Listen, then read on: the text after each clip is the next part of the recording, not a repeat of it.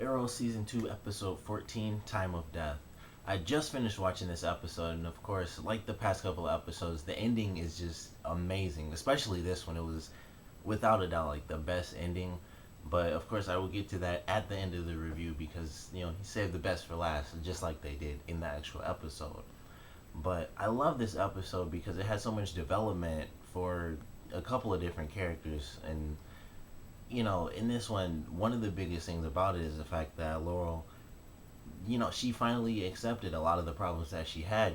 She got a real serious talking to by Oliver, which I love that scene. That was one of my favorite scenes in this episode as well.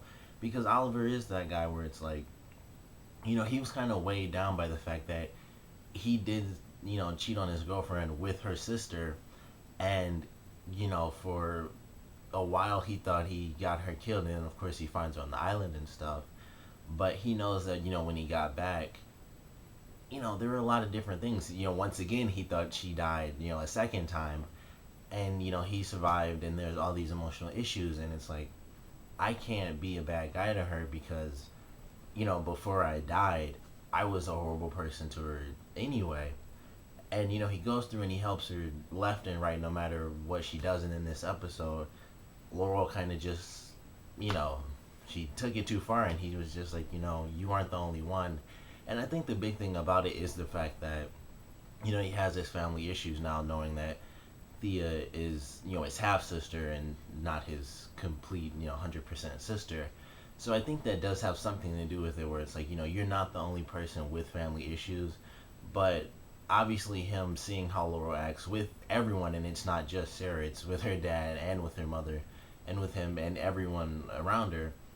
He sees it's like, I can't just be the nice guy because she's kind of losing it. Lost her job, drinking, using drugs, which in this episode, like I said, we got to see step by step, like especially when they had the family dinner, and she was just about to take the pills, and then her mom's like, Sarah's here, and she closes the bottle. I thought, that's a really good step.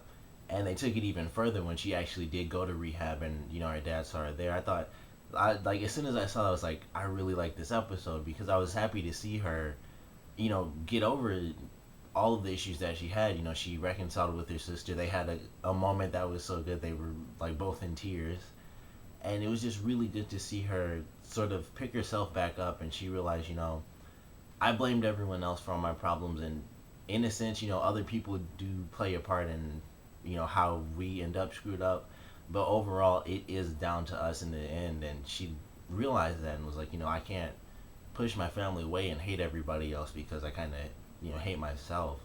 And she, like I said, reconciled with her sister. She went to rehab at the end, so I'm excited to see how she, continues to pick herself up in the rest of this season. And it was just it was sort of heartwarming, I guess, because we've seen so many episodes of her kind of just losing it left and right, like she like drinking and drugs, just back and forth. And it's good to see her, get out of that slope, and now she's in rehab, or in I guess it would be like Alcoholics Anonymous.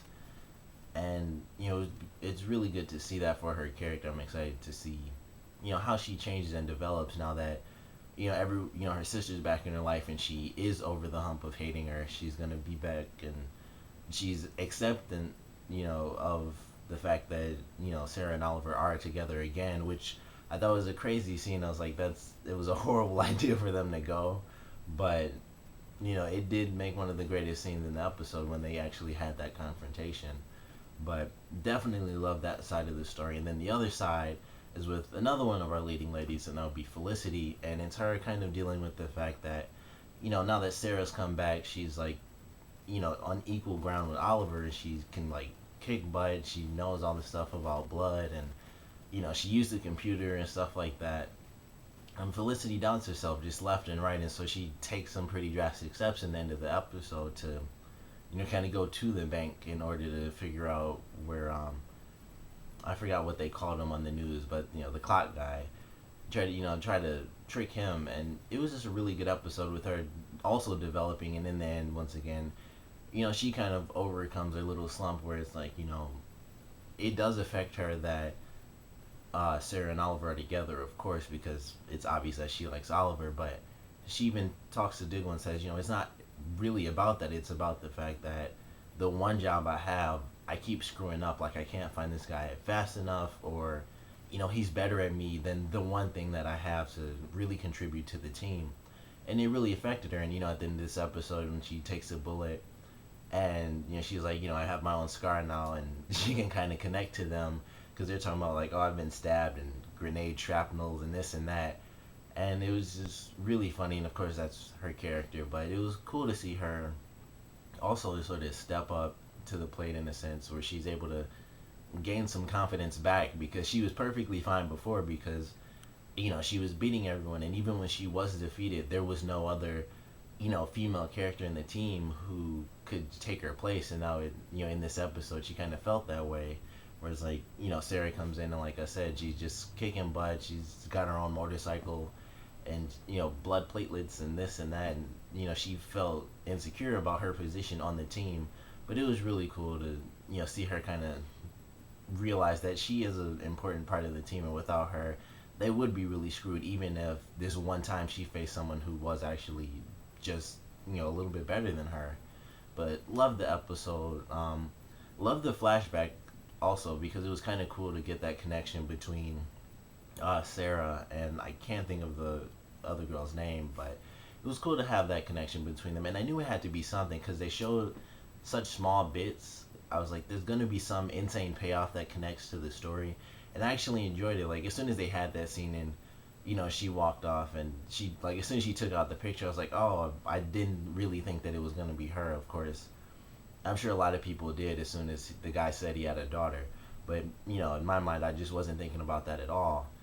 And it was really cool to have that, where she's gonna be like her guardian, and I thought that was just really cool. And she made that promise to the guy, and she kept that promise when she was able to basically escape the league, because of course she couldn't just go right back. But it was cool to have that little connection in there, and I'm excited to see if that kind of plays more of a role now that we realize that that's how she ended up meeting her, and it wasn't just like she was kind of on the street and I need sort of a contact and things like that. It was really that Sarah went to actually find this girl, and that's how they became friends. So hopefully we'll get more of their connection, and they'll be able to sort of make it look more casual. Because I love when she when they were at the party and she just hugged her, and I completely forgot that they actually knew each other, and it just slipped my mind. And then she hugged her, and I just laughed, and I was like, like that was a funny way for me to remember that. And she just hugged her, and she was like,